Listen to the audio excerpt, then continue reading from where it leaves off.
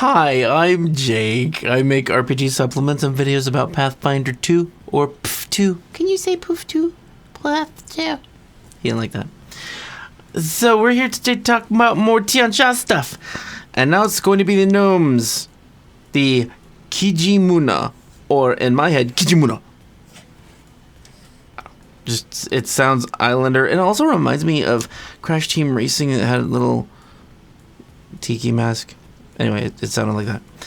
So anyway, gnomes known as Kijimuna live in communities throughout Tian Xia and tend to have a strong affinity for trees and water magic.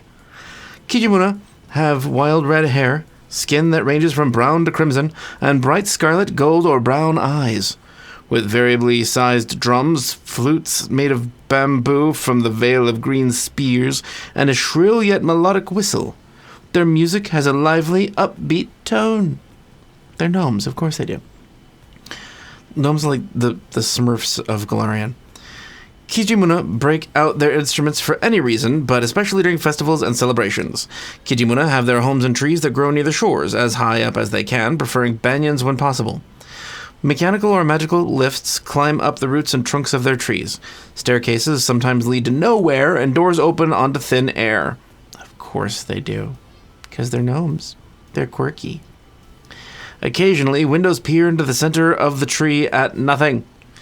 These homes provide novel and sometimes dangerous experiences for gnomes, as well as for anyone who enters. Kijimuna always have their homes constructed near a large body of water, sometimes a lake, but most often the ocean, as they seem drawn to the sea in their pursuit of new sensations. They're master fishers, though they eat only select parts of the fish they catch, namely the eye, leaving the rest to their non-Kijimuna companions. That seems really wasteful. Like, how many fish eyes does it take to make a meal? It's like, how many ant heads does it? It doesn't matter. Despite their ease in the water and at catching seafood, Kijimuna are repulsed by octopuses, an instinctual phobia not unlike a fear of spiders. In their quests for adventure and excitement, they often sign on with ships hunting sea monsters, enlist as sailors, or join up with groups of pirates. Okay. Kijimuna Gnome heritage, uncommon rarity. Your ancestors lived in the trees and fished in all the waters of Tian Xia. You gain your choice of the following benefits. Once made, this choice can't be changed. Unless you have a cool GM, because people regret their decisions. You've never made this character before. How are they going to know? You can climb any banyan. You gain the combat climber feat, and if you roll a success on the athletics check to climb, you get a critical success instead. Okay. Couldn't give me a climb speed, could you? No, because not even the Anati start with a climb speed, and they're fucking spiders! Second option. You can catch any fish. You gain a swim speed of 15 feet. That's obviously better. Okay, to me, because it's an actual mode of transportation. Yeah, the combat climber feat is good too, and sometimes really necessary. Gnome Ancestry Feats. The following Ancestry Feats are available to gnomes. Some rely on special Kijimuna magic, but many might be learned by any gnome who spends time in Tian Xia's trees and seas. First level feats. Fish Eye. Prerequisites. Kijimuna Gnome heritage. Frequency, once per day. It is hard to pet 2 cats at once.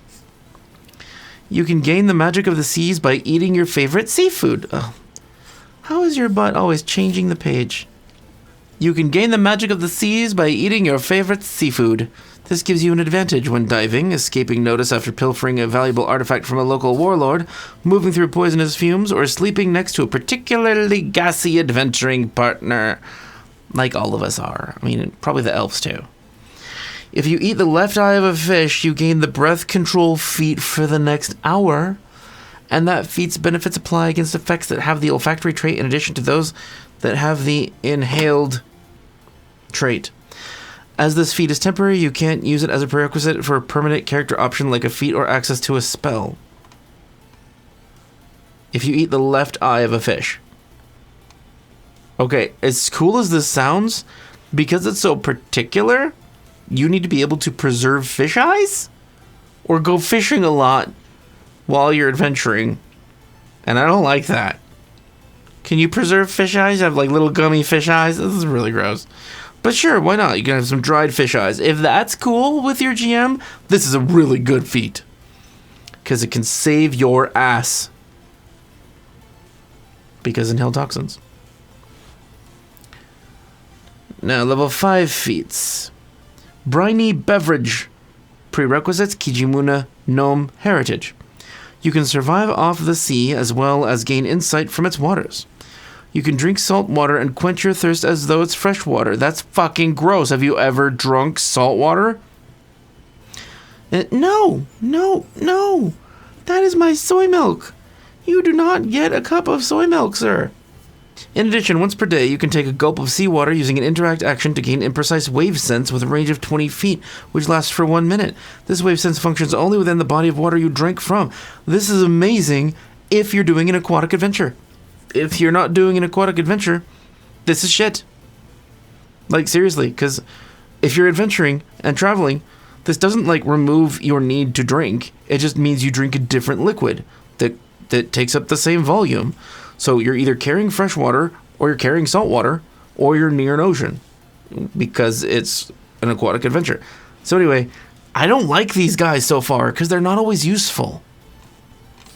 Unless you have a cool GM, or a GM willing to work with you. Like, hey GM, I know I'm like thirsty and it's a survival game, but like, is there like a brackish pond that's maybe like way too salty? I don't know.